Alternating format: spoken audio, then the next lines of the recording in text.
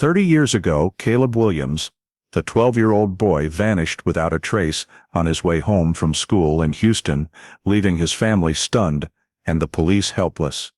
The case quickly stalled, with no clear witnesses and no physical evidence, causing all hope to seemingly fade away. Caleb's family, especially his mother, never gave up, clinging to the smallest clues over 3 decades, believing he was still alive somewhere. Then one day, when old records were compared with modern DNA technology, a crucial detail emerged, revealing a possibility no one had ever considered and powerful enough to change the entire case. Before we dive deeper into this thrilling story, let us know where you're watching from. And if you enjoy the video, don't forget to subscribe so you don't miss the next part. Houston, in the early 1970s, was a city expanding rapidly, but still retaining the familiar feel of suburban neighborhoods where family life unfolded in stable order, where children could walk home alone and adults believed neighbors provided an invisible layer of protection for one another. The Williams family lived in such a neighborhood, on a quiet street with single-story houses, wide front yards, and afternoons that often ended with the smell of food wafting from kitchens. Caleb's father worked full-time and usually came home late, while his mother, Linda Williams, was the one who kept the family's daily rhythm going, the person who drove him to school each morning, prepared dinner, and was the first to notice the smallest changes in her son's habit. Caleb Williams, 12 years old, was an only child, tall and skinny with tanned skin, outgoing personality, and accustomed to handling things on his own within the neighborhood where he'd grown up since he was very young. He had a habit of coming home on time after school, following the same familiar route, and before stepping inside he would usually call out his mother's name to let her know he was back. For Linda, the sight of Caleb appearing at the end of the street each afternoon was part of a routine so repetitive that she almost wasn't consciously aware she was waiting for it. The bond between mother and son was clear and direct, not only because Linda was the primary caregiver, but also because Caleb tended to tell her everything about his day, from small things at school to what he saw on the way home. That closeness created a deep sense of security, making Linda believe she would immediately know if something unusual happened to her son. On the day Caleb disappeared, the morning and midday went completely normally, with no events significant enough to stick in anyone's memory. In the afternoon, when Caleb left school to head home, he entered the familiar space of the route he'd taken hundreds of times before. Along that path, an unfamiliar element appeared, not clear enough to scare him, but enough to interrupt his ingrained routine. It could have been a stranger approaching with a seemingly reasonable excuse, or a situation that made Caleb stop and think instead of continuing straight home. His reaction wasn't one of high alert, but a brief hesitation mixed with trust, a response fitting for a child accustomed to adults around him not posing danger. The initial danger signals were very subtle, to the point that without the subsequent consequences, they would never have been seen as warning signs. It was the delay from the usual time, Caleb not appearing at the end of the street at the hour Linda was used to seeing him, a small gap in the chain of routine that no one thought would lead to something serious. The last sighting of Caleb drew no attention. There were no screams or struggles, no image strong enough to imprint deeply in the memory of surrounding witnesses. As late afternoon turned to evening, and Linda began preparing dinner, she realized Caleb hadn't come home on time. At first, she assumed he had stopped at a friend's house, or lingered somewhere in the neighborhood, something that had happened before. But as time continued to pass without the familiar call from the door, anxiety began to form. Linda stepped out to the front yard, looked down the street, called his name multiple times, then walked the route Caleb took every day. She knocked on neighbors' doors, asking acquaintances if anyone had seen him that afternoon. The responses were vague. Some said they'd seen a boy resembling Caleb nearby, others weren't sure about the timing, and no information was specific enough to help Linda understand what was happening. When it got completely dark and the spontaneous search in the neighborhood yielded no results,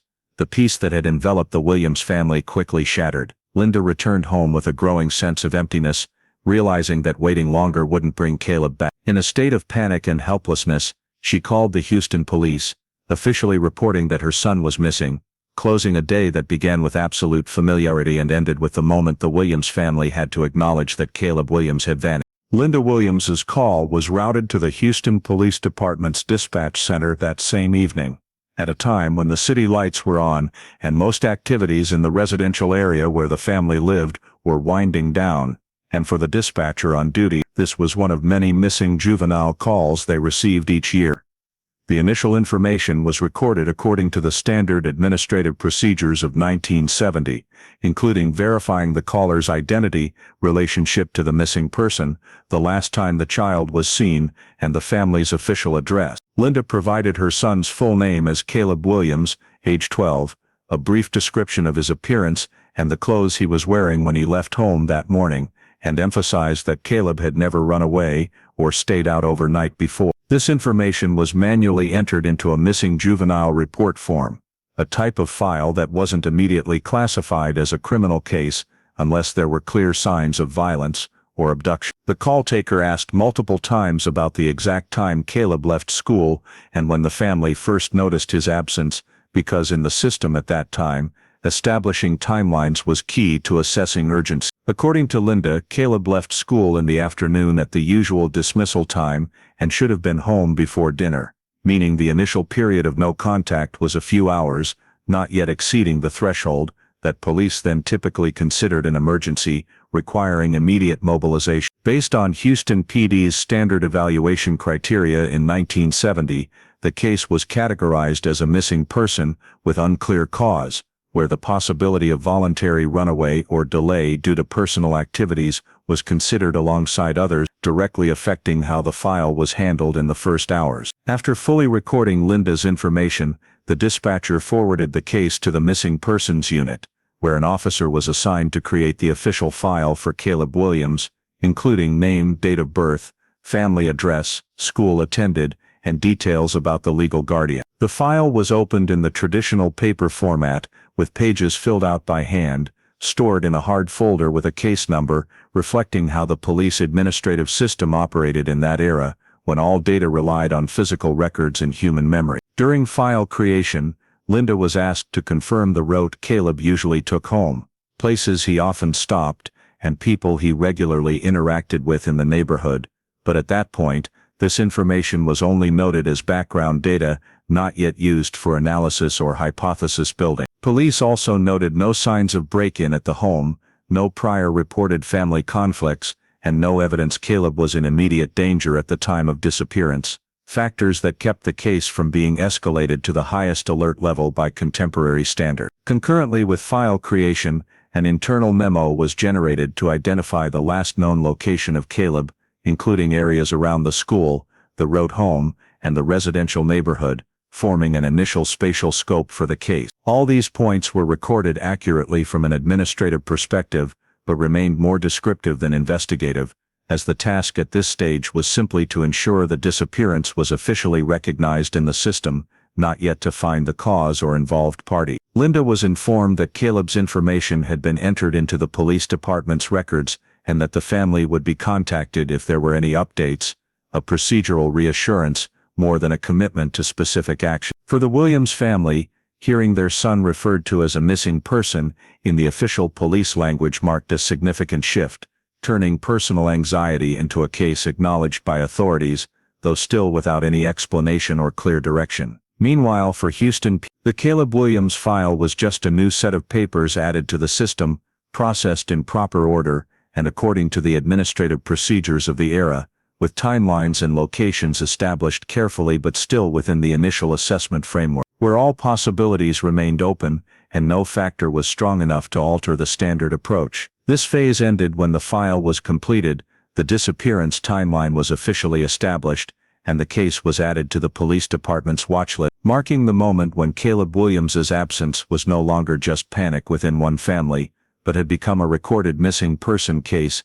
in the administrative system of the city of Houston. Immediately after Caleb Williams's missing person file was officially created in the Houston Police Department's administrative system, the case moved to the on-scene handling phase, where assigned officers began directly approaching the family and the area identified as the boy's last appearance. The first step was interviewing the Williams family, starting with Linda Williams, as the reporter and the person who had most recently interacted with Caleb on the day he vanished. The interview focused on reconstructing Caleb's entire activities in the 24 hours before the disappearance, including wake-up times, school attendance, after-school activities, and any deviations from normal routine. Linda was asked to describe in detail her son's personality, family relationships, recent mental state, and any signs that Caleb might want to leave home voluntarily. According to her, Caleb showed no signs of instability, no conflicts with parents, no disciplinary issues at school, and no prior runaway behavior or threats to leave. This information was carefully noted to assess the possibility of a voluntary disappearance, a hypothesis often considered early in juvenile missing cases at that time. Alongside interviewing Linda, police also approached Caleb's father when he returned home, confirming details about family structure, economic conditions, and general schedule to look for any underlying stress or conflicts that might explain the boy leaving without notice. Finding no abnormalities within the family, officers shifted to identifying the last person to have contact with Caleb before he vanished, based on family statements and initial collected information. This led to interviewing individuals present near Caleb's usual route home, including neighbors, neighborhood acquaintances, and those reported to have seen him that afternoon. On-scene interviews focused on basic but critical questions: time of sighting, distance, Caleb's actions, and whether anyone else was with him. The statements collected were fragmented and inconsistent. Some witnesses said they saw a boy resembling Caleb passing by around dismissal time, while others were unsure of the day or time, making it hard to pinpoint the final moment. Police noted that no witness reported hearing cries for help or seeing signs of struggle, a key factor in assessing violence at the time of disappearance. After completing initial interviews, the investigation team examined Caleb's daily route, including the path from school to home, turns he usually took, and familiar spots he might stop at. The route was walked multiple times by officers to identify blind spots, obscured areas, or places that could facilitate external intervention without drawing attention. The examination showed the route was generally open, in a residential area with moderate traffic, no abandoned lots or large structures to hide an overt abduction, but with some segments less traveled at certain times. Alongside the field survey, police cross-referenced family and witness statements with Caleb's school schedule, confirming he attended morning classes and left at regular dismissal, ruling out disappearance before starting the journey home. From this data, the voluntary runaway hypothesis was systematically considered and evaluated. Officers asked whether he took personal items, money, or showed preparation for leaving, and family responses indicated no such sign. Caleb took no clothes, left no note, and had no known secret connections explaining a sudden departure. The absence of these preparatory factors made the runaway hypothesis less convincing by contemporary standards. As voluntary disappearance was gradually ruled out, police began considering criminal elements, though cautiously without early conclusion. Signs prompting this included Caleb's sudden vanishing in a short window, complete lack of traces returning home, and no reliable witness confirming continued movement after the last sighting. However, at this stage, criminal involvement was only at the possibility level, as there was no physical evidence, no direct witness to a crime, and no specific suspect for deeper pursuit. The initial on-scene investigation thus ended with an incomplete picture, where basic facts were gathered and organized, initial hypotheses evaluated with some ruled out, but the central question of what happened to Caleb Williams remained unanswered. The case now stood on the boundary between an unclear cause missing person and a situation potentially involving criminal acts, laying groundwork for next steps without exceeding the scope of direct witnesses and immediate scene, in line with the initial investigation framework of that era. Immediately after the initial contact, steps with the family and direct witnesses yielded no clear traces of Caleb Williams's location, the Houston Police Department shifted its focus to search operations outside the scene, viewing this as a critical phase to determine whether the boy was still within the area where he disappeared or had left it in some other way. The search was conducted in a purely physical manner, focusing on geographic space rather than inferring causes, with the goal of thoroughly checking all places a 12-year-old child could pass through, stop at, or be held in for a short period without attracting attention. Officers were assigned in small teams, starting from the route Caleb usually took home, gradually expanding to adjacent alleys, pathways behind rows of houses, front and backyards of households along his familiar route, as well as small public areas scattered throughout the neighborhood. Each team moved along predetermined routes, marking checked areas to ensure no overlap in searches and no overlooked spaces due to small size or limited visibility. Police simultaneously inspected locations assessed as high risk for children in the area, including unfinished construction sites, rarely used warehouses, vacant lots interspersed in residential zones, drainage ditches, underground sewers, and densely vegetated areas where natural light barely reached. At each location, the search was carried out through direct observation, moving slowly and systematically, aiming to detect any signs of Caleb's recent presence, from footprints, personal items, clothing, to environmental disturbances that might suggest someone had been there briefly. However, all these efforts yielded no specific results, and no location showed clear signs that a child had stopped or been held against their will. Parallel to police activities, the local community quickly joined the search process, as news of Caleb's disappearance spread through the neighborhood. Neighbors of the Williams family, parents of students from the same school, Caleb's friends, and residents along his familiar route voluntarily divided up to search, checking areas they knew best, including small playgrounds, nearby parks, wide lawns and paths children often used in the afternoon. Community involvement helped expand the search scope in a short time while reflecting the shared concern and anxiety of the neighborhood over the sudden disappearance of a child. Police noted areas checked by residents and tried to coordinate these efforts to avoid multiple groups searching the same spot while others were left unchecked, though most coordination remained flexible and reliant on the community's self-organization. Beyond residential areas, the search extended to public spaces with pedestrian traffic during the time Caleb disappeared,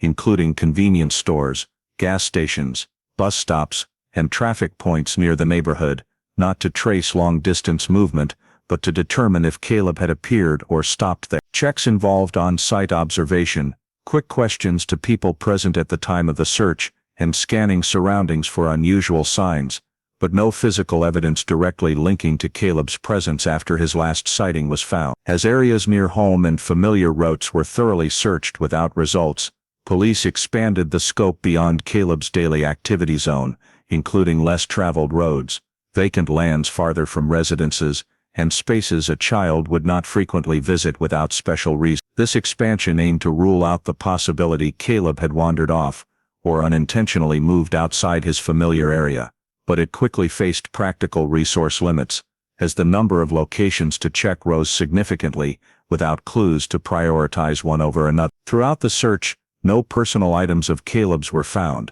no clothing, backpack or anything confirming his presence at a specific location after disappearance. The complete absence of physical evidence made the search increasingly directionless, as each cleared area without results reduced the ability to effectively narrow the scope. As time passed and wide-scale efforts yielded no progress, police had to adjust strategy by narrowing the scope, focusing on areas deemed most likely based on geographic distance and disappearance timeline, while farther areas received only limited check. The decision to narrow did not stem from new traces, but from the reality that maintaining wide searches long-term without specific leads was consuming resources without commensurate result. Community search groups gradually disbanded as no new areas remained to check, and police shifted to maintaining presence at identified key points, ensuring the entire vicinity of Caleb's disappearance had been searched to the maximum possible under the circumstance. The field search phase ended without discoveries, with all physical efforts producing no tangible leads, leaving a clear gap between the moment Caleb Williams vanished and the search actions deployed, a gap that narrowing the scope could only acknowledge as an unavoidable reality of purely physical search. As physical search activities in the vicinity yielded no specific results, and the scope had been narrowed to the maximum allowable, the disappearance of Caleb Williams entered a new phase where information no longer came primarily from the scene, but from outside, through the spread of local media. Houston newspapers quickly reported on a 12-year-old boy vanishing on his way home from school, publishing his name, age, residential area, and disappearance time, treating it as a noteworthy community event. The news spread, making the case known beyond the Williams family's neighborhood to people with no direct connection to the scene. Facing a potential flood of information, the Houston Police Department set up a dedicated hotline for Caleb's disappearance to receive public tips and separate this data from reports and statements collected on site in the early days. The hotline soon became a channel for numerous calls from across the city and nearby areas, including people claiming to have seen a boy resembling Caleb, those recalling seemingly minor details from recent days, and others unrelated but wanting to contribute what they deemed useful. All this information was recorded separately, classified by time, location, and content to avoid mixing with previously processed direct statements. Unlike the initial investigation phase, where witnesses were identified by specific position and connection to Caleb, information here was indirect, heavily reliant on subjective memory and personal interpretation of provider. Police thus applied a stricter verification process, starting by cross-checking the time callers claimed to have seen Caleb against the established disappearance timeline to immediately eliminate logically inconsistent tips. Many calls were quickly dismissed when providers couldn't pinpoint exact dates or times, or when descriptions didn't match Caleb's appearance. Some reported seeing a similar boy in areas dozens of miles away just hours after disappearance.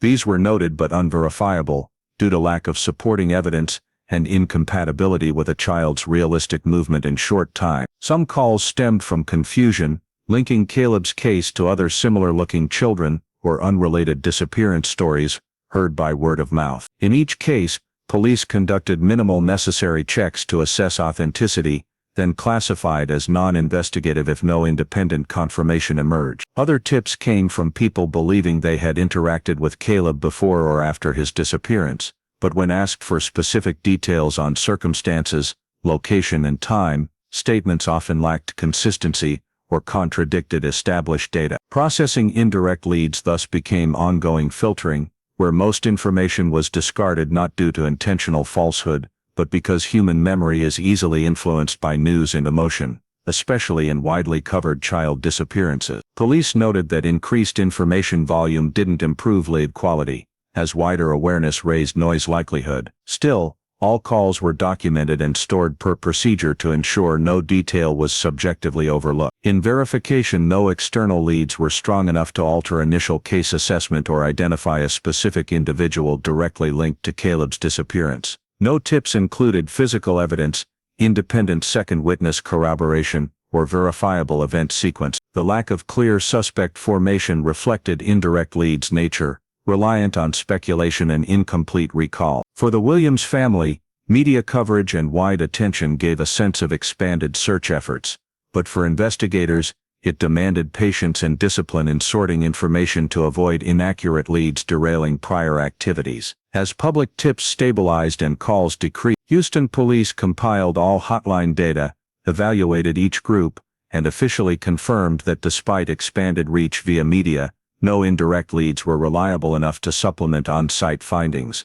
closing the post-media information phase with the clear conclusion that widespread public attention, in this case, yielded no specific breakthrough in determining what happened to Caleb Williams. As indirect media-sourced information produced no reliable leads, and all collected data had been classified, the Houston Police Department's investigative team shifted to a purely analytical phase, examining the possibility that Caleb Williams's disappearance resulted from an abduction, based on comparing records and available crime data rather than further field searches. The first step was placing Caleb's case in the broader context of child abductions from the same period,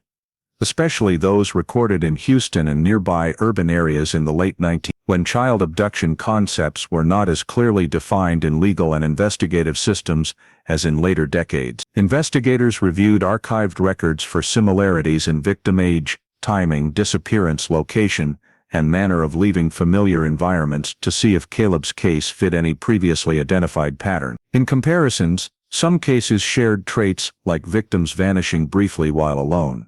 no clear violence traces, and no subsequent ransom demands, but these often lacked full data for specific perpetrator approach methods. The absence of ransom demand in Caleb's case was noted as a factor, ruling out some financially motivated abductions while suggesting targeting the victim personally rather than the family. Alongside pattern comparison, police cross-referenced records of individuals with histories of child harm or approach in the area, including those arrested, investigated or monitored for similar acts, even if not convicted. This was done via manual archives, including lists of prior offenders, addresses, and known activity ranges, to identify anyone matching geographic and timing conditions for Caleb's disappearance. However, the process faced limitations. Crime data from that era wasn't regularly updated, lacked inter-area connectivity, and tracking movements was nearly impossible without recent violation. Some individuals noted in other records were preliminarily considered,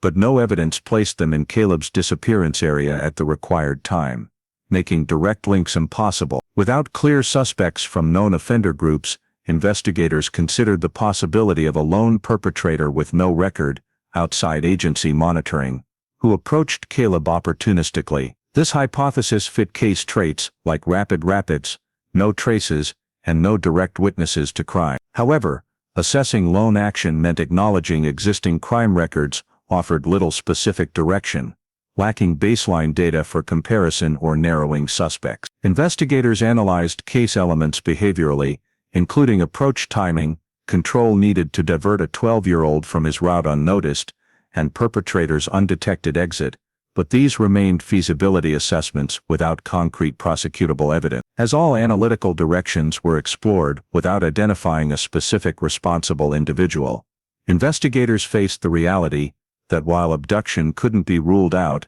insufficient grounds existed to charge or prosecute anyone. No direct witnesses, physical evidence, post-disappearance contact, or strong historical data linking to known crime series. All these left abduction as a reasonable but unprovable possibility. Insufficient evidence for prosecution didn't disprove the hypothesis, but highlighted investigative system limits in that era's technology and data, where cases relied almost entirely on statements and direct observation. With record analyses complete and no new directions, the investigation reached substantive deadlock, as all available tools were used without decisive results. The abduction hypothesis analysis phase thus closed, acknowledging limits. Caleb Williams may have been an abduction victim, but under available data, this couldn't become a criminal case with a specific suspect, leaving investigative efforts at evaluation and filing unable to advance in establishing criminal responsibility. When the abduction hypothesis was established as a reasonable possibility but could not be proven with specific evidence, the investigation into Caleb Williams's disappearance entered a phase of self-examination, focusing on what had and had not been done.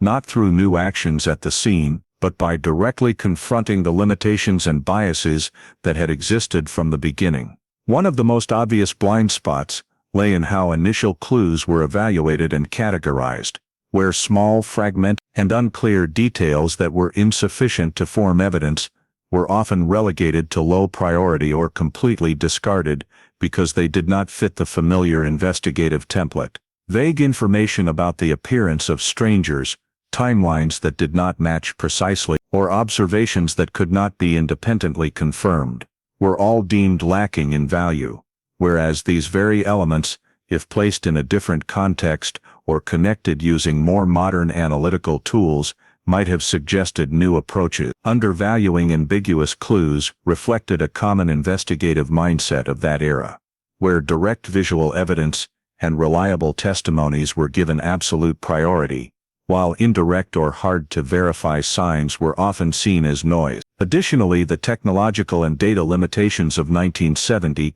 created a major barrier to expanding and deepening the investigation, as all information was stored in paper files, reliant on manual note-taking and the retrieval ability of specific individuals. There was no centralized database for missing persons, no biometric database, and no analytical tools allowing quick comparisons between cases in different areas, making each investigation almost an isolated unit, difficult to connect with similar files. In Caleb's case, this meant that any comparisons with other abductions were selective and incomplete, depending on the investigator's memory and experience rather than an objective data system. The absence of federal data connectivity exacerbated the issue, as at that time, information about crimes and missing persons was not systematically shared between cities, states, or agencies, making it nearly impossible to track subjects moving across multiple areas without specific legal justification. A suspect could leave Houston and appear in another state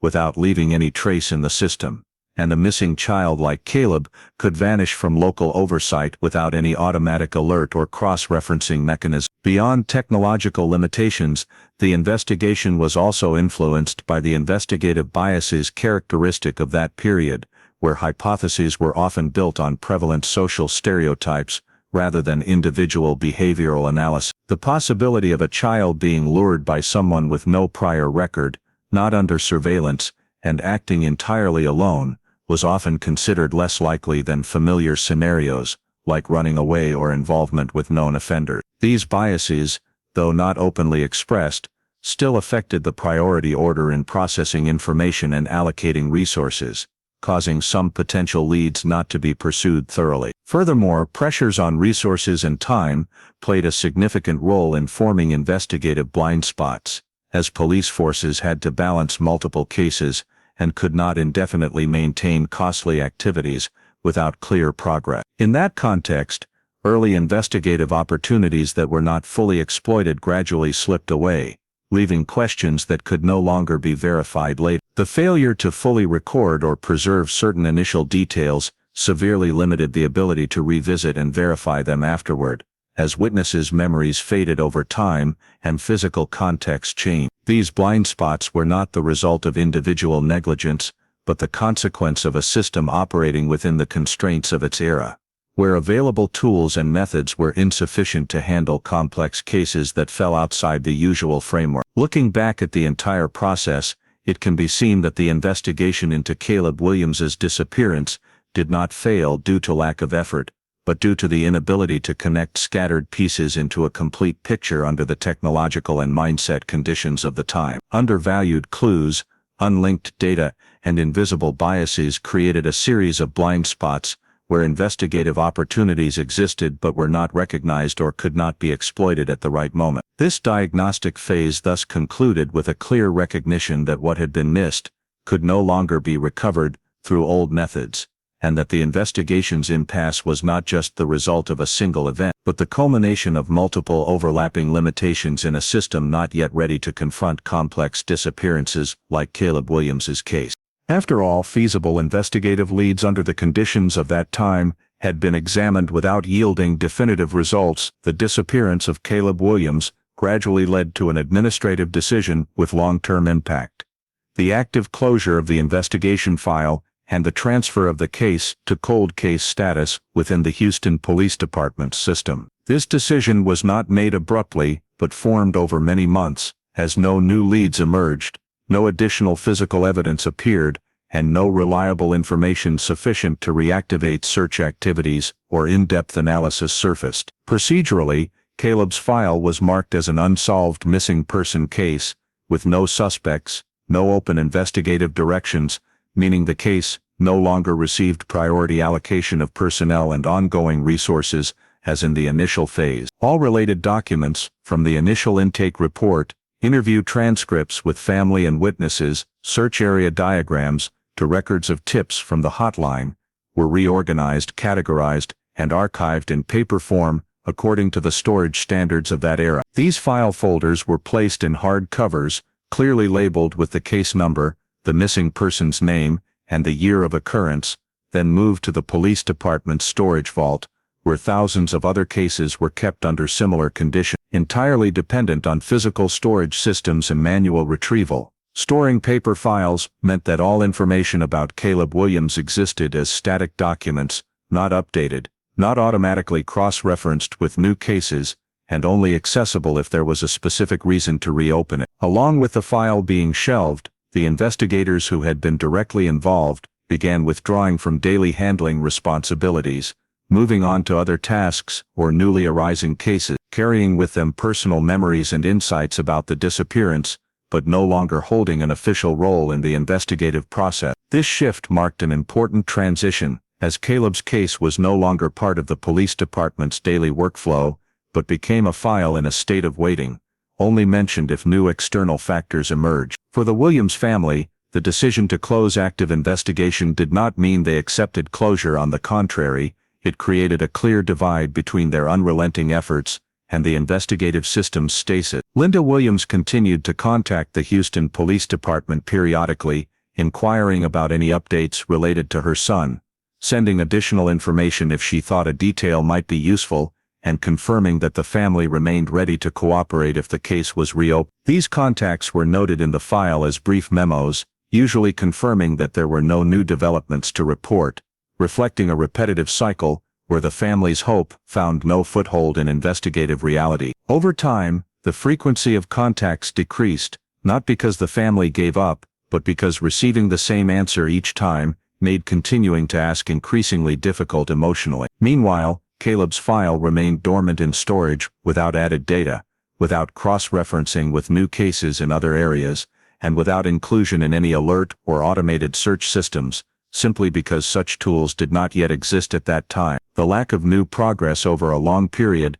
caused the case to gradually fade from public and media attention, surviving only in the family's memory and in the neatly stacked files that were rarely opened. For the investigative system, transitioning a case to cold case status was a familiar reality, reflecting limits on resources and tools, but for the Williams family, it was a prolonged state without a clear endpoint, where each passing day added another layer of time to the unanswered question about Caleb's fate. As the original investigators retired, transferred, or no longer remained with the department, the knowledge and intuition they had accumulated about the case were not fully transferred, making Caleb's file increasingly dependent on what had been written down, while unwritten details gradually vanished with personal memories. The state of no new progress thus was not just the absence of leads, but the freezing of the entire process, where Caleb Williams's disappearance existed as an unresolved open question, classified, stored, and accepted by the system as part of the reality that not every case could be clarified in a short time. The cold case transition phase closed in administrative silence,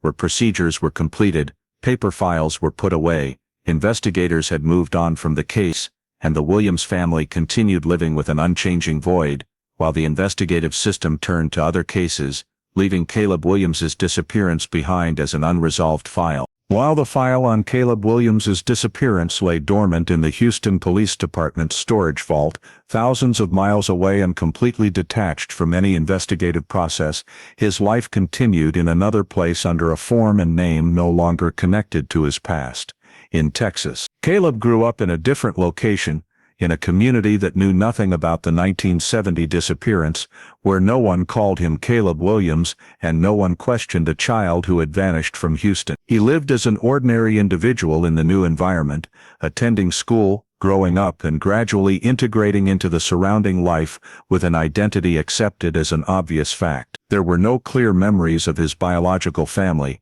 no specific images of the mother who had called his name every afternoon, and no connections maintained with the past he had left behind when too young to understand what was happening. The identity Caleb used throughout those years became his entire world, shaping how he viewed himself and his place in society, making the name Caleb Williams exist only as a line in a missing persons file that he knew nothing about. His life unfolded in complete isolation from his biological family, with no letters, no indirect contact, and no signs that he was being searched for elsewhere. For him, the world consisted only of the people around him in the current environment, relationships built on the new identity, and a personal history starting from the point he could remember, not including his early years in Houston. The lack of contact with his biological family was not the result of an active decision but the natural consequence of growing up without being provided information about his true origins, making the possibility of seeking his past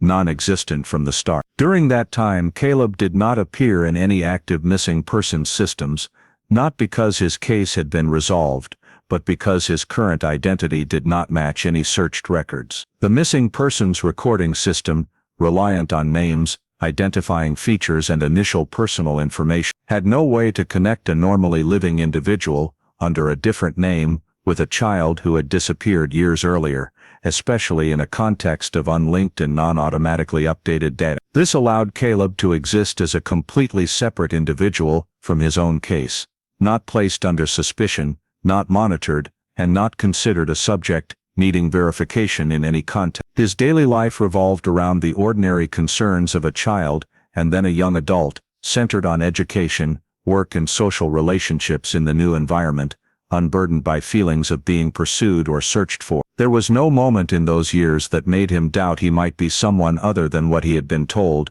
as everything around him reinforced the current identity as an unquestionable truth. Caleb's existence under a different identity was thus passive but complete, with no obvious gaps in personal awareness, as childhood memory voids were filled by the story and environment he had been placed in. While the Williams family in Houston continued living with loss and unanswered waiting, Caleb lived in a parallel reality where his disappearance did not exist as a concept. These two life paths did not intersect, did not touch, and gave no signal that they had ever been one. This separation was maintained not only by geographical distance, but also by the complete difference in identity, making any search efforts based on old information unable to reach the person existing in the present. Caleb had no reason to seek his own origins, and the surrounding society had no reason to doubt the story he carried, as there were no sufficiently clear anomalies to raise question. Throughout those years he existed as an independent individual,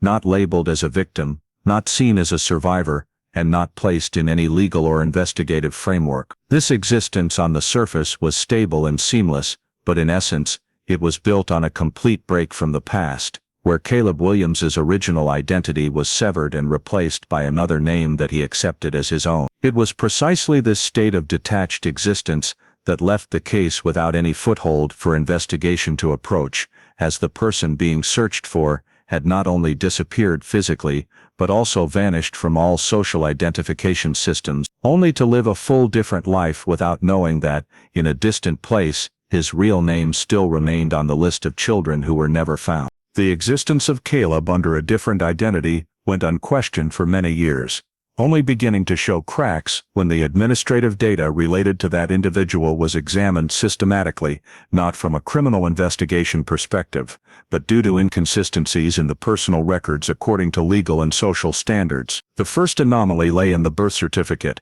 a document considered the foundation of the entire personal identification system, but in this case, it did not fully meet the standard criteria for the purported year of birth. The birth certificate was registered later than customary, lacking the familiar confirmation marks from the medical facility or local authorities where the child was said to have been born, and without a clear chain of interconnected records to trace back to the actual birth date. This lack of standardization did not immediately cause issues in everyday life, as in previous decades. Verification systems were not rigorous enough to detect or question such discrepancies, especially when the individual in question was not under any form of surveillance. The second anomaly appeared at the time of issuing the Social Security number, a key milestone in the administrative life of every individual in the United States. In this case, the Social Security number was issued much later than the typical age, not aligning with the timeline that a child born and raised in a standard education and healthcare system would normally have. This delayed issuance did not directly violate the law,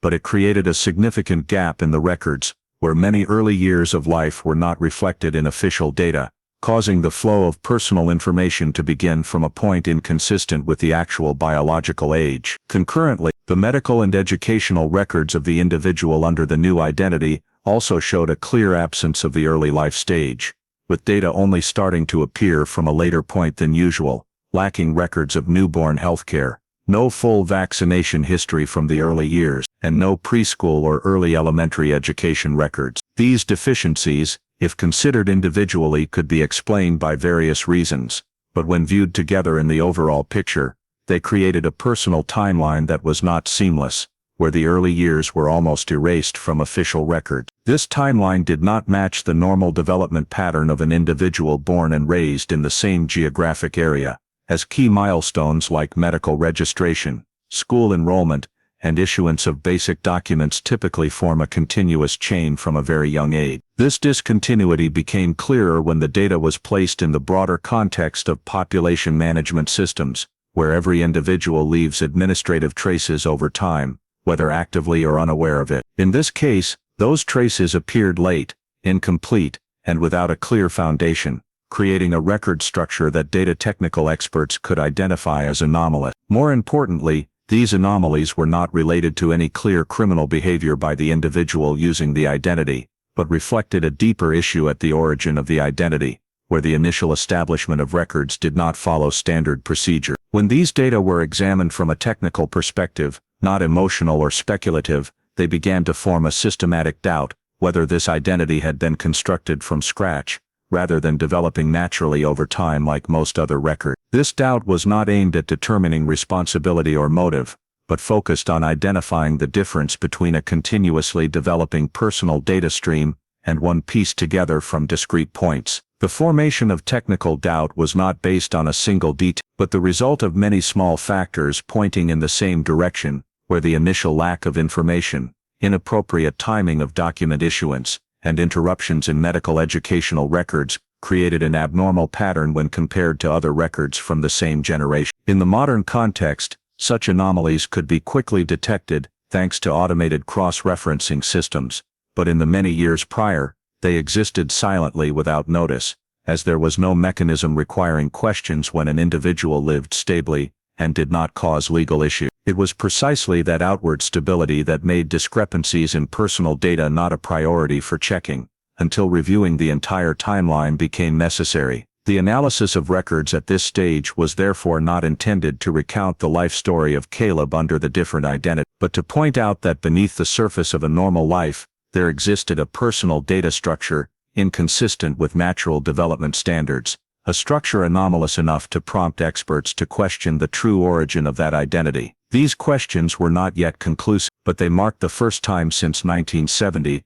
that Caleb's existence under the different identity was no longer completely invisible to identification systems, beginning to be recognized as a case with signs of mismatch, where the data pieces did not naturally connect, creating a technical doubt capable of linking the present to a past that had been separated for decades. From the technical doubts formed when personal data streams no longer aligned naturally, a rare intersection between past and present began to appear through modern data systems, where information no longer existed in isolation, but was cross-referenced, compared, and linked on a large scale. In the normal operation of population databases and social services, some information related to the individual living under the different identity began to show unexpected matches with old records once considered dormant, particularly missing persons records from decades earlier. These matches did not appear as a clear conclusion, but as points of similarity in estimated year of birth, gender, and some basic demographic characteristics, enough to flag the system at a low warning level, but not sufficient to confirm identity. Among the cross-referenced data, the most notable factor was the emergence of an indirect link to Texas, not through current residence or social relationships, but through faint administrative traces suggesting the individual's original origin might be related to that area. This link did not point directly to Houston, but was enough to narrow the comparison scope to a small group of child missing persons records documented in Texas in the late 90s. In that context, the record of Caleb Williams, though long classified as a cold case, still existed in storage systems and was included in the comparison dataset based on basic criteria of age and disappearance timing. The emergence of a possible match did not mean the identity was confirmed, but only opened a hypothesis needing verification, as modern systems are designed to prioritize detecting possibilities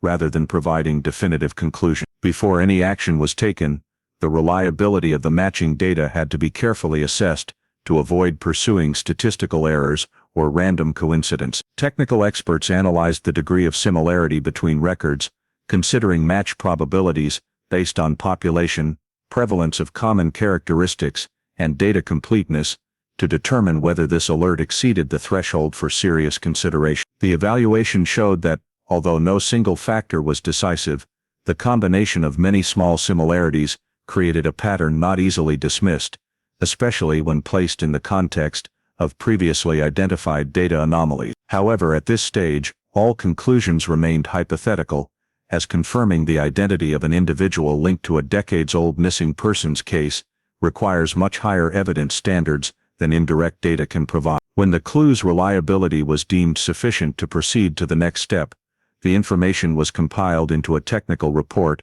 clearly stating the match points, indirect links to Texas, and limitations of existing data, then forwarded to the relevant authorities for review. This transfer was not an announcement or affirmation, but merely a proposal to re-examine an old record in light of modern tools, accompanied by a clear warning that the involved individual's identity was not confirmed, and no public assumptions should be made at this time. For the investigative system, this was a transitional moment, when a case once considered closed began to be touched from a completely different direction, not by witness memories or physical evidence, but by data and technological linking capability. Nevertheless, at this stage, everything remained within internal checks and expert evaluation, with no direct action taken toward the individual living under the different identity, and no notifications sent to the Williams family. The modern clue appeared as a weak but meaningful signal, enough to break the long static state of the Caleb Williams record, but not strong enough to change the legal or investigative status of the case. The lack of identity confirmation was seen as a mandatory principle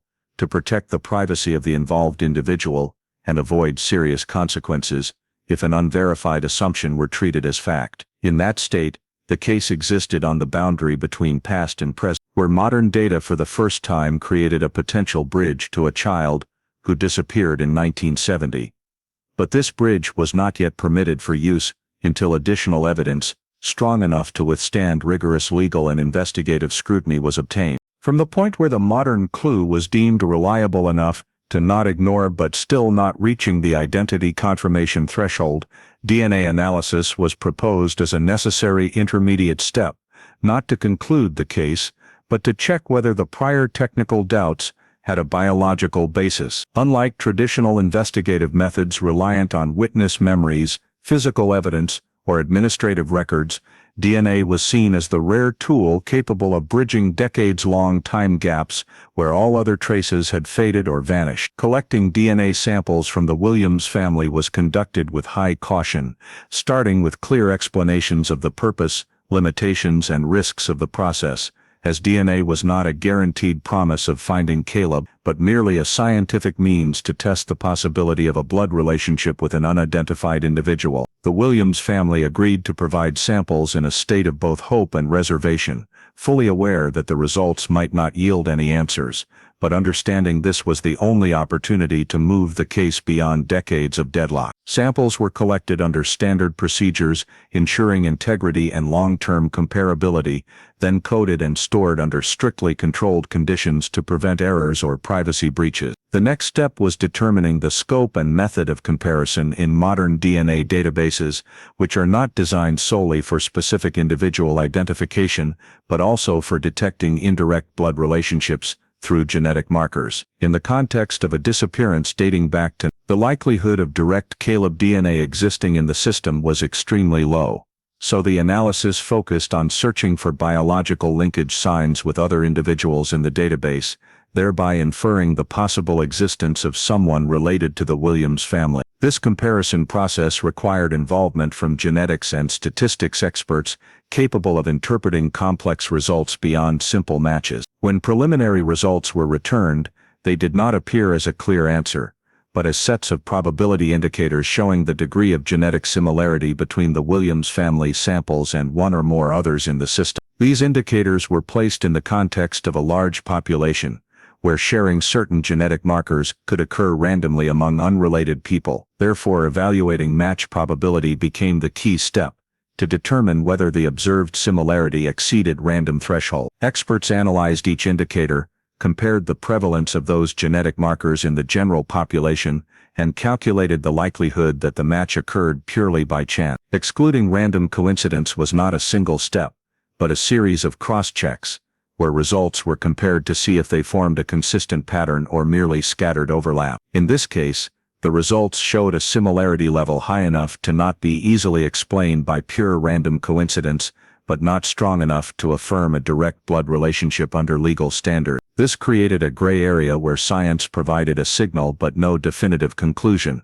forcing experts to interpret results with high caution. Analysis reports emphasized that DNA at this stage only served to open investigative directions, not confirm identity, as erroneous conclusions based on insufficiently strong data could cause serious consequences for all parties involved. Based on these results, the analysis team proposed additional verifications, including expanding comparisons to other permitted databases, searching for more distant genetic links, and combining DNA results with previously identified administrative record anomalies. The proposal also stated that any further verification steps must adhere to strict legal and ethical standards to protect the privacy of the individual living under the different identity and avoid imposing an unproven conclusion. More importantly, the DNA analysis report continually emphasized that science cannot fully replace investigation, but only provides a new tool for direction, especially in long-standing cases where traditional methods have been exhausted. DNA analysis in this case therefore did not provide an immediate answer to who Caleb Williams is and where he is,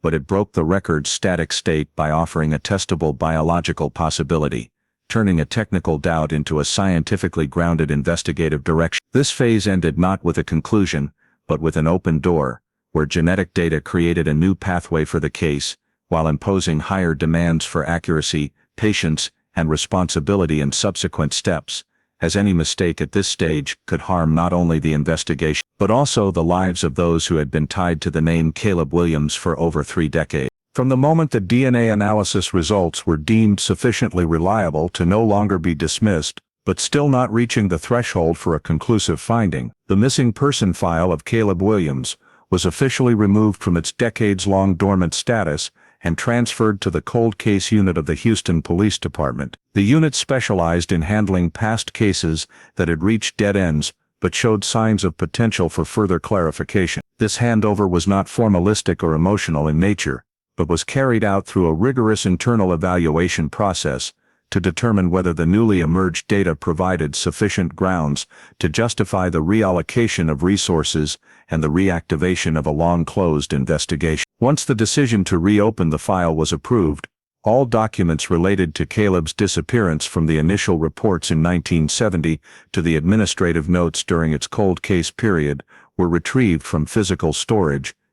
and reorganized according to modern standards to facilitate systematic review. The Cold Case Unit began by comparing the old file with the newly collected DNA data, not to seek direct matches or immediate identity confirmation, but to identify points where the two sources of information could complement each other. Investigators cross-referenced every administrative data point and every gap in the personal record with the analyzed genetic markers, aiming to uncover intersections that could potentially link Caleb Williams' past to an individual currently existing under a different identity. This comparison process required high levels of patience and discipline, as most of the old data was recorded according to the standards of a different era, lacking details that modern investigations typically require. While the DNA data was probabilistic in nature and needed interpretation within a broader context, on that basis the Cold Case Unit proceeded to reconstruct the entire timeline of Caleb Williams' disappearance, not merely by repeating previously recorded timeline, but by restructuring the sequence of events from beginning to end, clearly separating what had been confirmed, what was merely speculated, and what had been left blank due to lack of information. Rebuilding the timeline aimed to identify critical phases where investigative decisions were made, as well as periods when the case saw virtually no activity due to lack of leads. During this process, investigators paid special attention to details once deemed insufficiently important or unverifiable at the initial time, but which could now hold different meaning when placed alongside the new data. Ambiguous statements, observations that did not fully align in timing, and minor anomalies in administrative records were re-examined, not to find faults in the past, but to determine whether they could serve as missing pieces in the overall picture. The Cold Case Unit also reviewed how initial hypotheses had been constructed and eliminated, analyzing the investigative logic of that era to understand why certain directions were abandoned early. This review was conducted with the awareness that previous investigators had worked within strict limitations of technology, data and resources, and that many decisions were made not due to lack of effort, but due to lack of necessary tools to go further. However, understanding those limitations allowed the Cold Case Unit to identify points where modern investigation could approach differently, particularly at intersections between administrative, genetic and human behavior data. Parallel to reviewing the old file, the Cold Case Unit integrated the DNA results into the reopening process as a central guiding factor, while always maintaining the principle that DNA at this stage was only indicative, not conclusive evidence. Investigators used the DNA results to define a new scope for the investigation, shifting the focus from the question, "How did Caleb disappear?" to where and in what form might Caleb have existed throughout the year. This shift marked a significant turning point in the approach to the case, as it opened the possibility that the child missing since 1970 was not merely the victim of a one-time event, but an individual who had continued living in a completely different context that previous investigative systems could not access. Based on the synthesis of old records and new data, the Cold Case Unit established a new multi-layered investigative direction, combining data analysis, understanding of identity change patterns, and necessary interagency coordination to verify these possibilities within the current legal framework. The new investigative direction was built cautiously, with clearly defined steps but not yet publicly implemented, to avoid unnecessary consequences for potentially involved individuals. Reopening the file was thus not merely an administrative decision, but the restarting of the entire investigative mindset regarding Caleb Williams' disappearance, shifting the case from passive to active status in the modern context. This phase concluded when the file was officially reclassified as under active investigation, along with a new working structure established, in which old and new data were placed within the same analytical framework, without drawing any conclusions about identity or fate of Caleb, but sufficient to confirm that the case had moved beyond the threshold of a pure cold case, and entered a phase of more clearly directed investigation, based on tools and capabilities that previous systems never had. From the new investigative direction established based on reopening the file and integrating DNA data, the cold case unit of the Houston Police Department moved to a phase with higher technical and systematic demands, focusing on tracing back through time to determine whether the individual currently existing under a different identity could be logically and verifiably connected to the child who disappeared. The focus of this phase was no longer the disappearance event in Houston, but the journey of existence of a person over many decades afterward, reconstructed through administrative and social traces left over time. The first step was tracing residence history,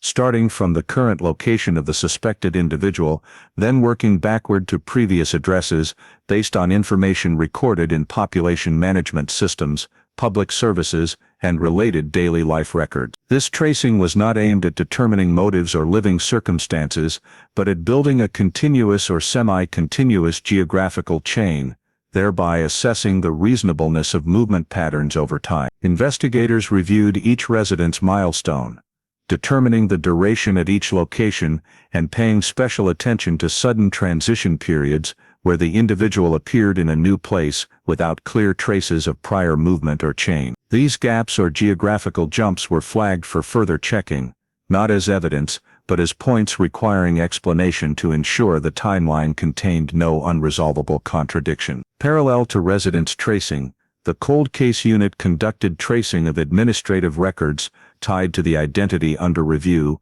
including interactions with government agencies, social services, and other official registration systems. The goal was not to search for wrongdoing, but to determine when the identity began appearing fully in the system, as well as the consistency of declared information over time. Investigators analyzed whether this identity left natural administrative traces or only appeared clearly from a certain point onward, with little or no background data from early years. Administrative tracing helped identify key timelines where the identity was solidified through official procedures,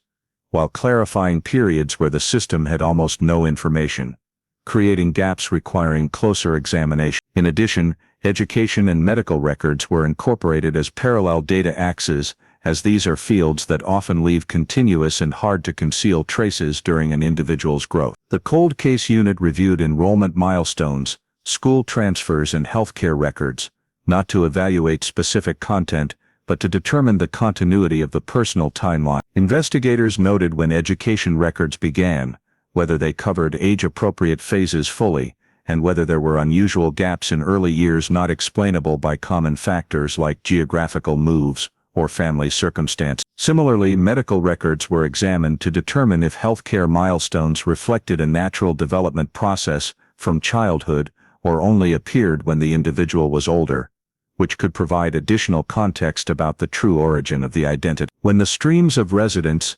administrative, education, and medical data were placed side by side, the cold case unit began the step of narrowing down suspected identities, not by mass elimination, but by evaluating the overall fit of each factor in the timeline. Individuals with overly seamless records, without significant gaps or any indirect links to Texas, were removed from consideration, while cases with multiple similarities in age, system appearance timing, and data structure were retained for deeper analysis. This narrowing was done cautiously to avoid confirmation bias, with investigators continually rechecking their assumptions against objective data, ensuring that suspected identities were not built on the desire to solve the case, but on the logical fit of information pieces. When the range of suspected identities was gradually narrowed to a single case with the highest degree of fit, the cold case unit moved to the phase of preparing for potential direct verification, a step requiring careful consideration of legal, ethical, and psychological aspects. This preparation included assessing risks of approaching the suspected individual, determining the investigative agency's legal authority to contact and collect additional information, as well as weighing potential impacts on that person's current life. At this stage, no contact actions were taken, and all decisions remained internal, as direct verification was only deemed appropriate when necessary conditions were fully met. Tracing back through time thus aimed not to draw conclusions, but to build a solid foundation where every subsequent step was based on logical, consistent, and verifiable data, minimizing the possibility of error to the greatest extent. This phase concluded when the cold case unit completed reconstructing the suspected individual's existence journey in as much detail as possible within available data constraints, narrowed the scope to a single identity qualifying for further review, and prepared for future direct verification, while maintaining the principle that no identity had been confirmed and all assumptions still required validation through subsequent steps.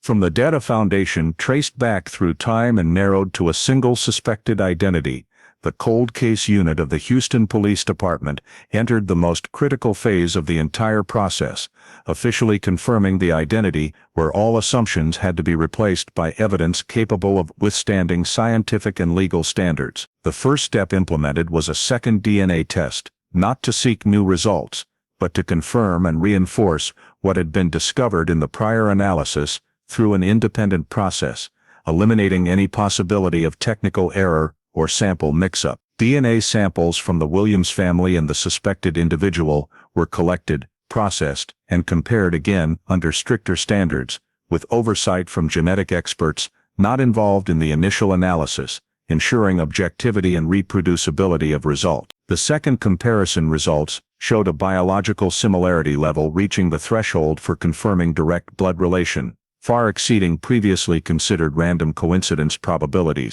and sufficient to affirm that the genetic link was no longer in the gray area of possibility, but had entered the realm of scientific certainty. Parallel to DNA confirmation, the cold case unit conducted comparisons of other biological characteristics, including factors not evident in administrative data, but capable of providing additional reinforcement for the biological conclusion, such as stable morphological traits over time, blood type, and other basic biological factors recorded in current and past medical files. This comparison was not intended to replace DNA, but to ensure that independent biological data all pointed to the same conclusion, minimizing the risk of deviation from a single data source. Once biological factors were consistently confirmed, the process shifted to legal identity confirmation, a phase requiring close coordination between the investigative agency, legal experts, and relevant civil authorities. Legal confirmation was not merely acknowledging that the suspected individual was biologically Caleb Williams, but also the process of adjusting the legal status of an identity that had existed for decades in the system. Documents related to the current identity were re-examined, compared with biological conclusions and the reconstructed timeline, to determine the official recording method, without causing unnecessary legal consequences for the involved individual. This process was carried out cautiously, step by step, with the goal of ensuring that identity confirmation did not erase or deny the legal existence of the individual throughout the years lived under a different name, but recorded along separated biological and historical truth. Once legal confirmation procedures were complete, the Caleb Williams case file was comprehensively updated, reflecting the new status of the case from an unsolved missing person file to one with identified victim identity. Entries in the file were edited to record that Caleb Williams had been found alive, along with related confirmation information from DNA comparison and biological verification, while preserving all historical case data to maintain file integrity. This update was not only administrative in significance, but also marked an important milestone in the case history, where the question of the fate of the child missing since 1970 first received an answer based on irrefutable evidence. After internal confirmation steps were complete, the cold case unit prepared for official result notification, a process conducted in a strict sequence to ensure accuracy, transparency, and humanity. Notification was not rushed, but built on approved scientific, legal, and investigative reports, ensuring that all disclosed information was verifiable and withstand public scrutiny. The official result notification marked the first time since 1970 that Caleb Williams's identity no longer existed as a question mark in the investigative system, but was clearly confirmed by both science and law. However, at this phase, identity confirmation remained limited to the necessary scope, focusing on recording the truth and updating the file, without yet addressing the personal, social, or emotional consequences that this conclusion brought. The work of the identity confirmation phase thus concluded at the point where the core question of the case was answered decisively on a technical level, opening a new status for the case file, where the truth had been confirmed, but its impacts on people and related relationships still lay ahead, awaiting confrontation and handling in the subsequent steps of the story. Immediately after Caleb Williams's identity was scientifically and legally confirmed, the Houston Police Department's cold case unit faced a completely different challenge from anything they had encountered throughout the prior investigation process: how to approach a person who had lived for more than 30 years under a different identity without causing irreversible psychological, legal, or social harm.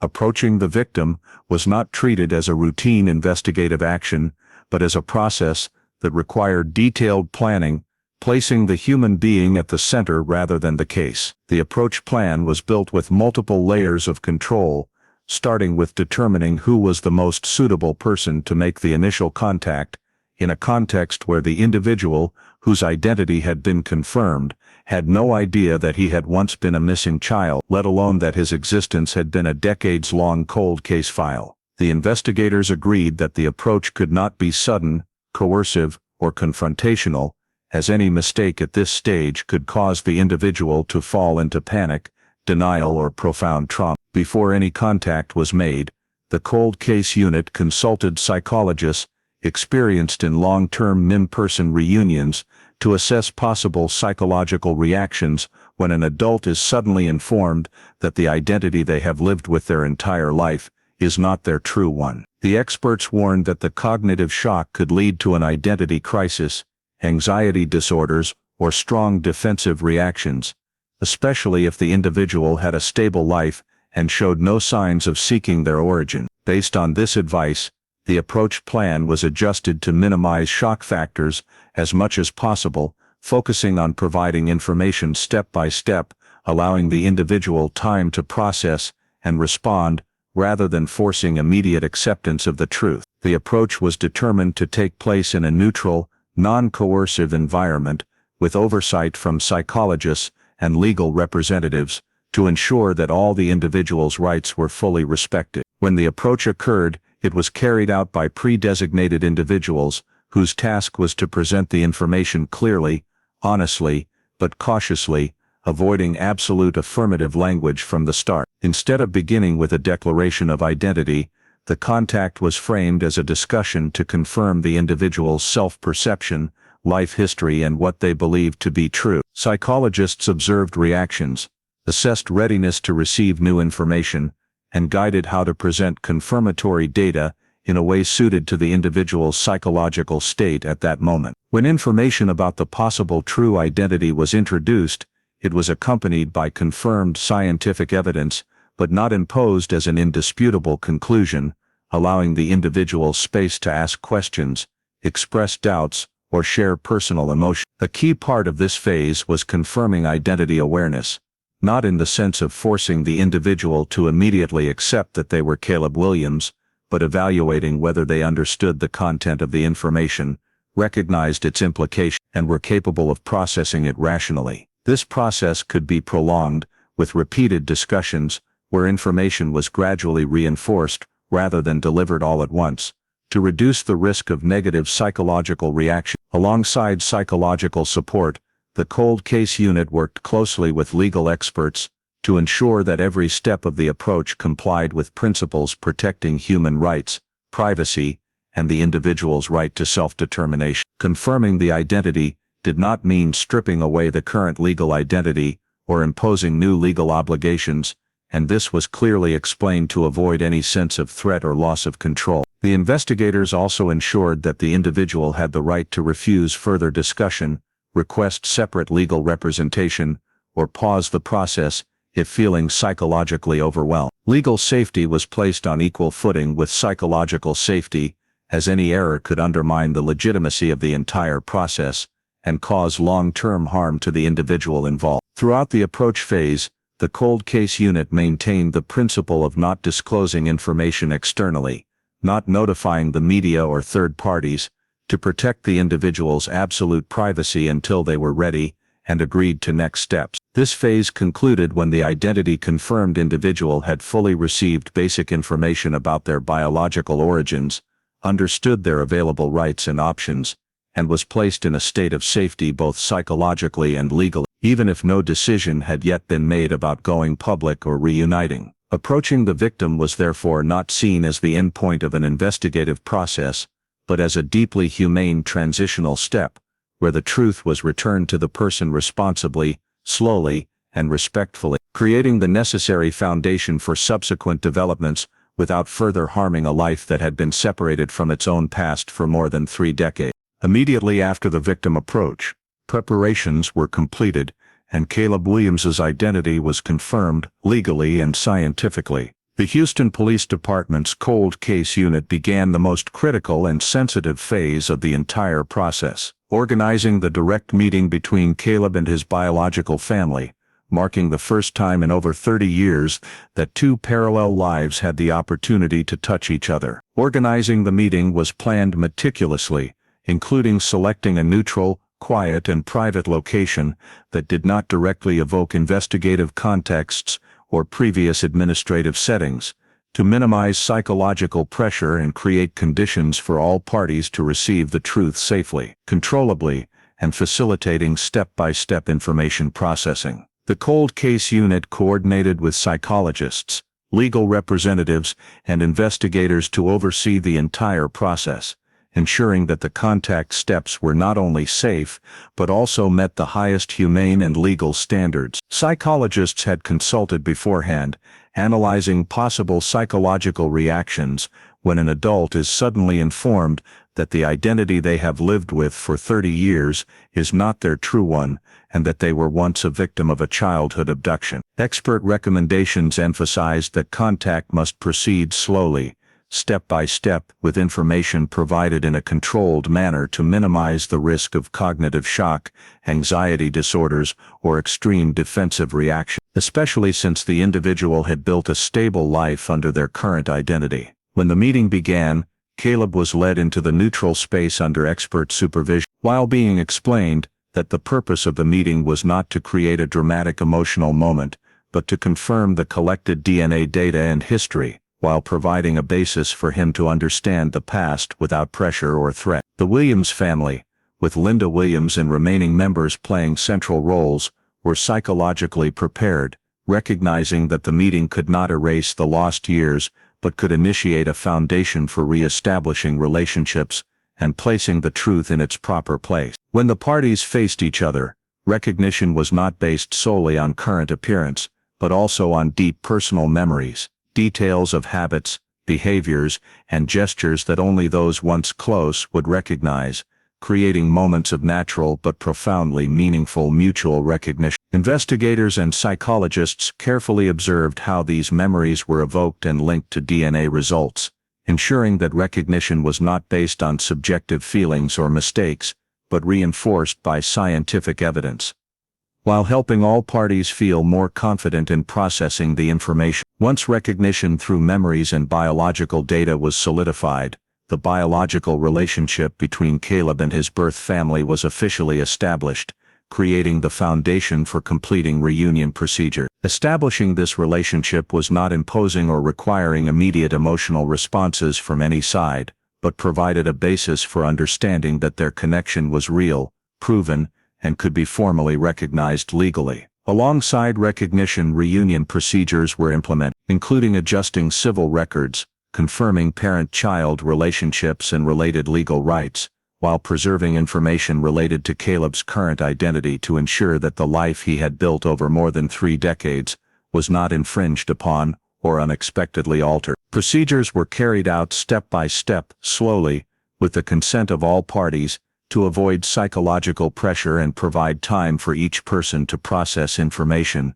adapt and respond at their own pace. Throughout the completion of reunion procedure, reactions from all parties were recorded in detail. The Williams family experienced bewilderment, joy mixed with emotion upon recognizing that Caleb had become a completely different adult, with separate life experiences. While Caleb had to confront the reality that the identity he had lived with for 3 decades was not his true one, and that his biological family still existed, cared, and had searched for him all that time. These reactions were varied, inconsistent, and unpredictable, but were recorded meticulously to ensure that every subsequent step in identity restoration and life integration was fully supported, while maintaining psychological safety for all parties. The cold case unit maintained a coordinating, overseeing, and supporting role, without interfering in how the parties established relationships or personal emotions,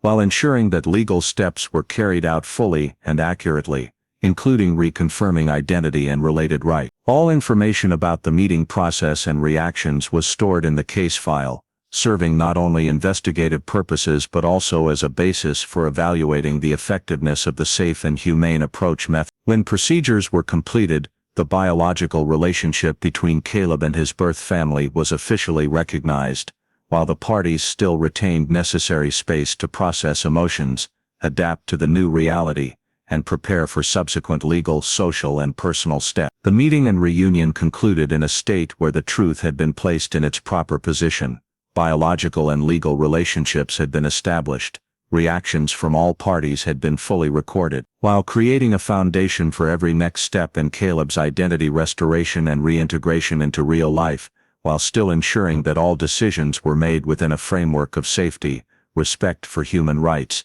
and the highest humanity. This phase was not only a turning point in the investigative process, but also the first step allowing all parties to begin building new relationships based on proven truth,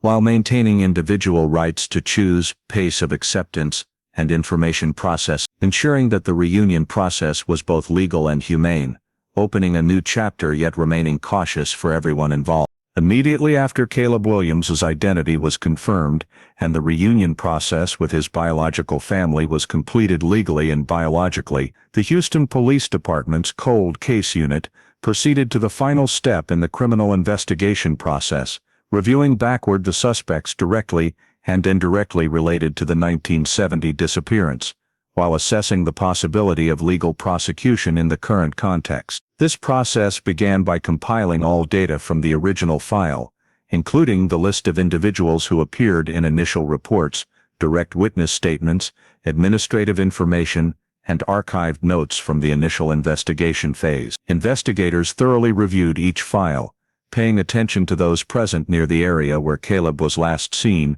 as well as individuals who could have had contact with the boy according to the timelines recorded in initial reports. Simultaneously, the cold case unit cross-referenced these individuals with information about the person who raised Caleb after the abduction to determine whether there was any direct connection between their actions and the boy's disappearance, or whether their actions could be considered under current legal context. This cross-referencing included administrative data, residency history, medical and educational records of the involved individuals, to determine the credibility of the information and assess whether there was sufficient basis to build a prosecution case. During the review, investigators not only relied on initial data, but also integrated newly confirmed information from DNA analysis, modern data, and the reconstructed timeline from backward tracing steps, to ensure that every investigative direction was verified and based on objective factors, minimizing the possibility of errors or bias. As files were analyzed,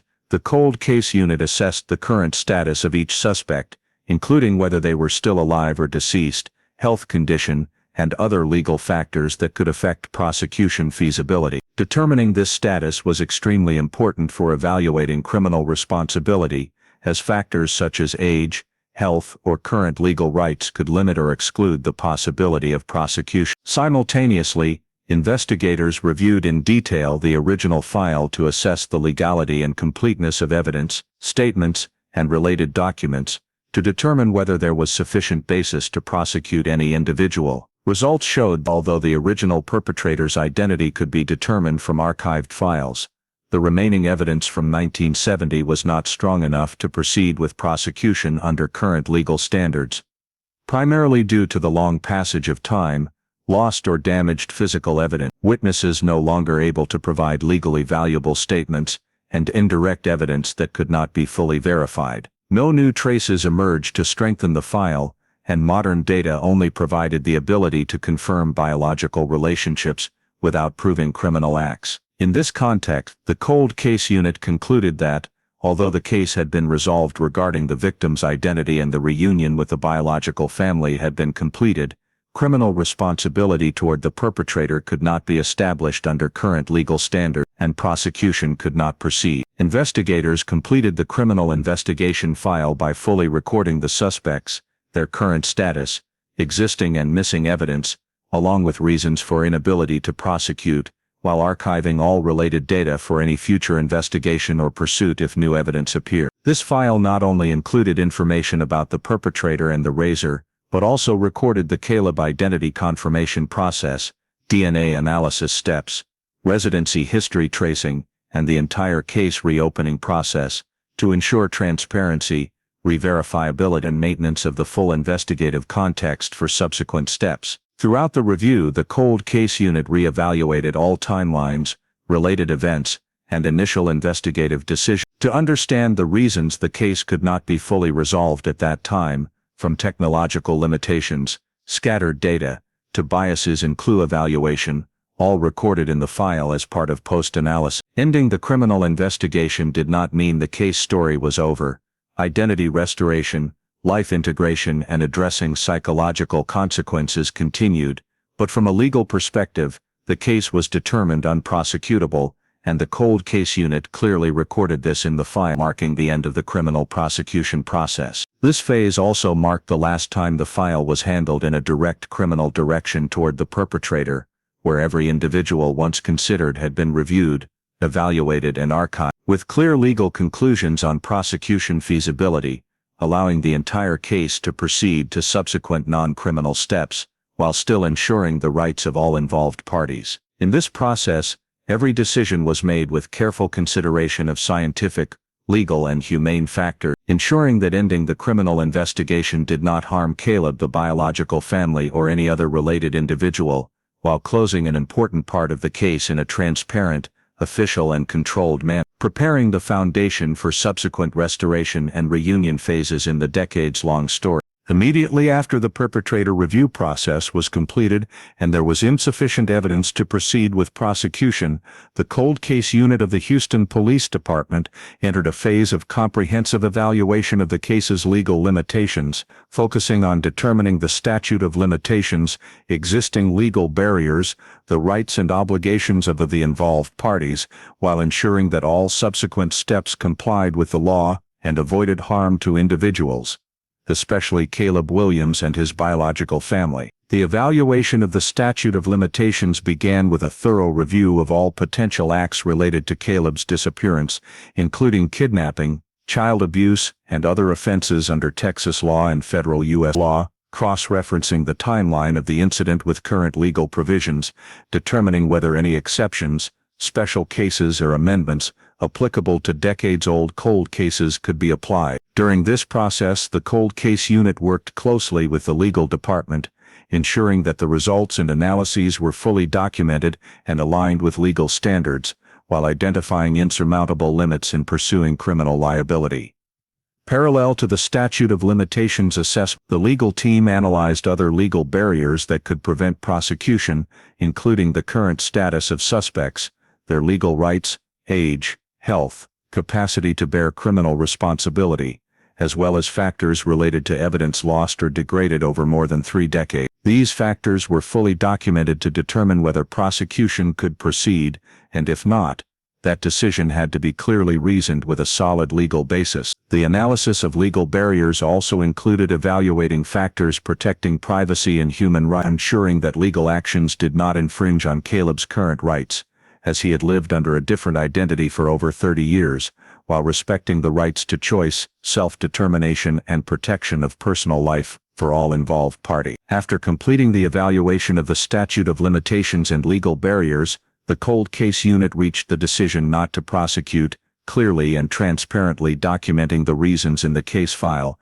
emphasizing that the lack of prosecution did not mean the case was ignored, but rather the result of objective limitations regarding evidence, time, and current legal feasibility. This decision was formalized in writing, accompanied by detailed analysis of the conditions, legal reasons, leading to non-prosecution, as well as documentation of all investigative steps taken, from initial information collection, search efforts, DNA analysis, timeline tracing, and perpetrator review. Immediately after the decision was formalized, a notification was prepared and sent to the Williams family, explaining that the case had been comprehensively evaluated, legal limitations thoroughly considered, and the decision not to prosecute was in accordance with current law. The notification was presented in a detailed, transparent, and understandable manner, to ensure the family understood that all investigative steps had been taken seriously and carefully, and that non-prosecution did not diminish the value of confirming Caleb's identity or their rights in subsequent recovery steps. In addition to notifying the family, the case file was updated to reflect the new legal status, documenting the end of criminal prosecution possibilities, while archiving all data and analyses related to the perpetrator, statute of limitations, legal barriers, and DNA results. Updating the file was not only administrative but also created an official record, proving that the case had been fully handled within the framework of current law, ensuring transparency and future reviewability. Throughout this process, the cold case unit also assessed potential consequences for the involved individuals, ensuring that the final legal decision did not harm the rights of Caleb, the caregivers, or family members, while protecting the legality and ethics in handling the case. The evaluation of legal limits also laid the groundwork for post-reunion steps, including civil record adjustments, confirmation of legal rights, and privacy protection, to ensure that subsequent steps in restoring Caleb's life and identity were carried out within a solid legal framework. This phase concluded when all files were updated, legal barriers and statutes of limitations documented, the non-prosecution decision established and notified to the family, while creating a foundation for the case to proceed with non-criminal steps, ensuring rights for Caleb and the family, while maintaining transparency and the ability to review the entire investigative process, if new evidence emerges in the future. Immediately after the identity confirmation steps and legal procedures concluded, Caleb Williams began entering the post-reunion phase, where the focus shifted from verification and investigation to stabilizing personal life, adjusting related legal records, and providing long-term psychological support to help Caleb and his biological family adapt to the new reality after more than 30 years of separation. First, the adjustment of legal identity was implemented carefully, in coordination between the cold case unit, federal and Texas state legal authorities, to update identification documents, civil records, and related rights for Caleb, while ensuring that the rights he had built under his previous identity were not infringed upon. This process included re-registering his identity under his real name, adjusting education, medical, and other administrative records, while officially confirming the biological relationship with his biological family, ensuring that all legal data matched and was recognized under current law. Parallel to legal adjustments, a long-term psychological support program was established, involving experts experienced in recovering long-term missing victims and families who had experienced similar losses. This program provided ongoing emotional and psychological support, helping Caleb process complex feelings about identity,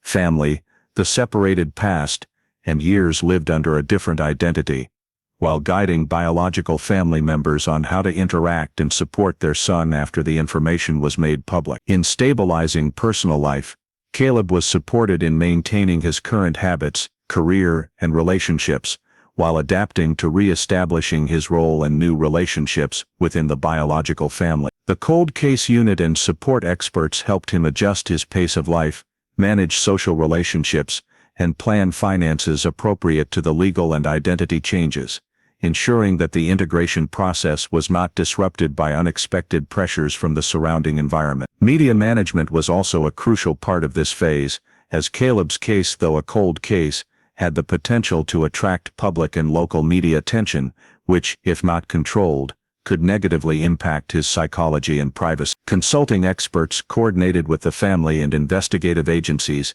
to determine what information could be shared publicly,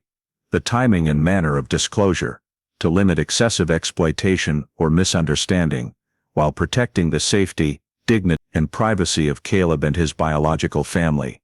Throughout this process, regular meetings between Caleb and the family were organized, not only to strengthen personal relationships, but also to rebuild family bonds after more than 3 decades apart. These meetings were monitored and supported by psychological experts, ensuring that emotional reactions, whether positive or negative, were handled safely and with timely support. Family reintegration did not happen naturally or immediately, but was a prolonged process, where each side needed time to adapt to new roles, expectations, and emotions. In this process, Caleb had to learn to balance the personal life he had built with the newly established relationships with his biological family, while the family had to learn to accept that Caleb had grown up and formed an independent life, requiring patience and long-term support from both experts and the investigative agency. The post-reunion phase was therefore not just about adjusting documents or organizing meetings, but a comprehensive process combining legal,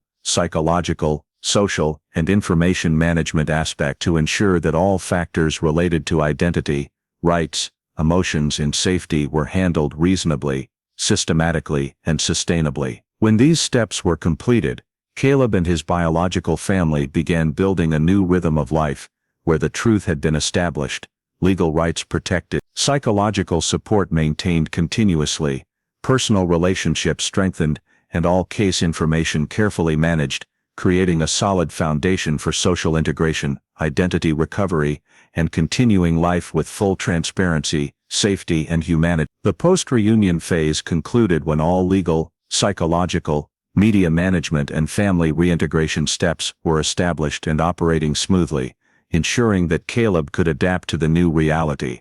The family could rebuild relationships, and the case had a stable foundation for subsequent handling without infringing rights or creating unnecessary pressure. Immediately after Caleb Williams's identity was confirmed and the reunion steps with his biological family completed, along with the official conclusion of identity-related legal procedures and criminal investigation steps, the lingering questions about the case remained like unavoidable aftershocks, existing in both the case file and the minds of those involved, creating gaps that current investigative actions could not fill but were still important for understanding the full context of the events. One of the biggest questions concerned the true motive of the perpetrator in 1970, a question that investigative agencies, Caleb's family, and experts all faced but could not definitively answer. Although old records noted details about the behavior, timing, and presence of the perpetrator in the area, all this information only described the phenomenon and could not prove the internal calculations or motive of that individual. Was Caleb's kidnapping a completely random act, a transaction for financial needs, or a calculated, violent, or long-term plan that old records and physical evidence could not verify? These factors remained large gaps in the story, where only speculation based on social context, administrative records,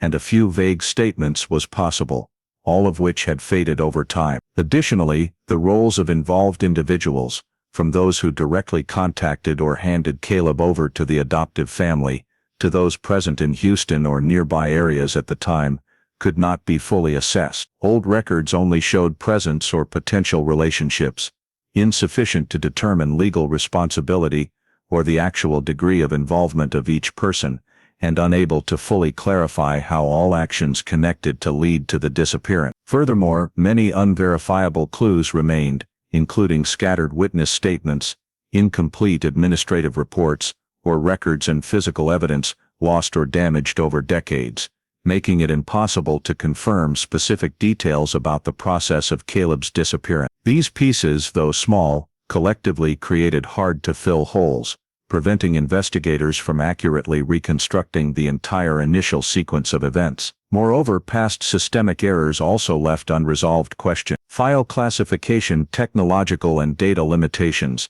lack of federal information connectivity, along with biases in evaluating clues at the time, caused many important details to be overlooked or undervalued, leading to parts of the story being lost and irretrievable. These errors not only affected the ability to prosecute the perpetrator, but also created blind spots in the file, making the entire investigation more complex, with questions about roles, responsibilities, and actions of involved individuals remaining open. In addition, the risk of similar incidents occurring still exists, as the data management and technology context of the earlier era showed that, without modern storage, classification, and cross-referencing processes, child disappearances could still become cold cases, making it difficult for investigative agencies to find resolutions for many years. Identifying these risks helps agencies, families, and communities draw lessons about data management, investigative coordination, and handling long-term cases, while emphasizing the need to improve early warning systems to minimize recurrence risks. All these lingering questions, though unresolvable by current investigative actions, remain an important part of the overall picture, helping involved parties clearly recognize past limitations and shortcomings, while reinforcing awareness of unknowns, persisting assumptions, and potential consequences. They also serve as a warning for similar cases in the future, where delays, technological limitations, or lack of data connectivity could lead to similar gaps, complicating truth verification and legal accountability. The lingering questions about motive, individual roles, unverifiable clues, and systemic errors form an unavoidable echo layer, though not directly affecting Caleb's current life or reunion outcome, but still an inseparable part of the file, where lessons on management, techniques, and investigative methods are preserved for future generations of investigators. This phase concluded in a state of full awareness that, although all important steps had been completed, Caleb's identity confirmed, family reunited, perpetrator unprosecutable, the core questions about cause, motive, individual roles, and systemic factors remained as an echo layer, reminding all parties that the investigative process is not just resolving a single case, but also drawing experience and improving procedures, preparing for similar situations in the future, creating a comprehensive picture of consequences, responsibility, and lessons from a disappearance lasting decades. After more than 30 years, as a cold case, the disappearance of Caleb Williams finally reached the closure phase, reflecting the entire complex and persistent investigative process of the Houston Cold Case Unit. From the early days when the Williams family reported the disappearance, search efforts at the scene and surrounding areas, collecting direct and indirect witness statements, recording administrative information and media data, to applying modern technologies such as DNA analysis, residency history tracing, and reopening the case file with newly integrated data. The decades-long investigation required not only patience from the investigative agency, but also relied on the relentless efforts of the family and community, who maintained interest, followed the case, and provided necessary information over the long period, creating the foundation for modern tools to connect and analyze effectively. Throughout this process, many limitations from the earlier era were noted, including systemic errors, technological constraints, scattered data, and biases in clue evaluation, all contributing to gaps and blind spots that prevented early resolution. But thanks to fully preserved records, the Cold Case Unit had the basis to implement modern steps to confirm identity and reconstruct Caleb's past. The solved status of the case was established based on integrating all biological evidence, administrative data, and personal history, with DNA analysis playing a central role, confirming the direct blood relationship between Caleb and his biological family, while cross-referencing with administrative, education, and medical records to accurately reconstruct the disappearance timeline, ensuring independent data agreed and ruled out random coincidence. This result not only confirmed Caleb's identity, but also opened the basis for safely and transparently implementing reunion and identity recovery steps, while providing legal and scientific grounds for related agencies to manage files and protect rights for all involved parties. The role of DNA technology in resolving the case cannot be understated. It is the only scientific tool capable of bridging the more than 3-decade time gap, connecting old data to current reality, providing objective and reliable grounds for confirming biological relationships and identity, thereby allowing the cold case unit to determine a safe, accurate, and legal approach to the victim and family. The significance of the case for other cold cases is clear evidence that maintaining complete records, careful storage, and applying modern technology can clarify seemingly unsolvable cases, emphasizing the importance of patience, systematic methods, and interagency coordination in handling long-term disappearances. At the same time, the case shows that every detail, even small or once deemed unimportant, can become a key when properly exploited, highlighting the value of strictly maintaining records and data. The core value of the Caleb Williams case lies in the message of never giving up. The patience of the family, community, and investigative agency, combined with applying modern science and technology, delivered results after more than 3 decades, proving that cold cases can still be solved if human effort and scientific tools are thoroughly combined. The case conclusion not only includes confirming Caleb's identity, family reunion, and updating legal records, but also affirms important lessons about data management, investigative methods, and the importance of preserving detailed information for future case resolution steps. The solved status proves that coordination between science, law, and human effort is the decisive factor in moving a case from deadlock to successful resolution, while ensuring subsequent steps from personal life stabilization,